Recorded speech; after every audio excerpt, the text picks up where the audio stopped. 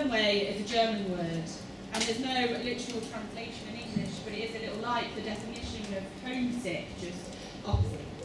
It's a longing to go back to a place you've never been, or searching eyes seeking something you know somewhere you've seen, and funnily enough, I have lived by this word that isn't native to me. I have spent my days stuck in dreams as I try to conceive where home may be, and what it looks like.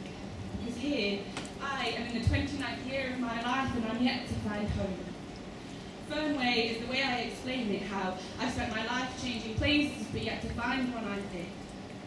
It explains the constant yearning, the chest-grabbing feeling of a heart constantly burning.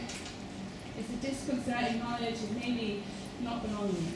And home, I've searched. Like, I remember washing pots in the back room of a church after I prayed, amongst the families of others every week on a Sunday, and I still looked after when I placed my fingers against the stained glass and hoped that there was someone on the other side who would take my hand and pull me back. And I remember dancing shoeless in mud whilst chanting for earth, for peace and for good in a spot of land where we believed old spirits still stood. And I wondered if I could just shout loud enough that someone on the other side who really understood could just take my hand and pull me back. And I was still looking all of those times I escaped on my bike for a miles-long ride just to sit by myself in the vast expanse of some unknown countryside, to build a romance between the crossover between my human mind and whatever it is outside where I feel I belong.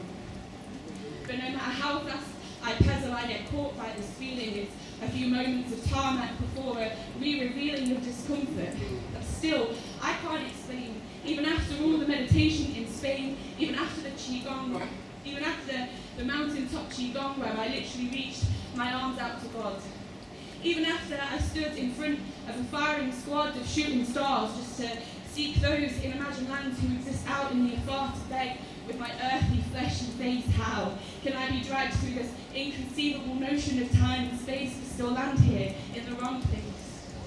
And explain why all of us who search end up on our knees and covered in mud. And I have tried to explain, but I've been misunderstood. This is not a secret yearning for death. This world is filled with so much hopeless dread, and I feel there are other places instead. Somewhere I once lived, but sometime I left, I've seen it brush against life. So close, but too far to see with this eye, I have danced with synchronicity. Or maybe I'm just lost in hopeless naivety. Maybe I am actually crazy, but I am sure it exists somewhere in poetry, in a parallel world of worlds, so I'll keep writing, in the hope that home will come here to find me.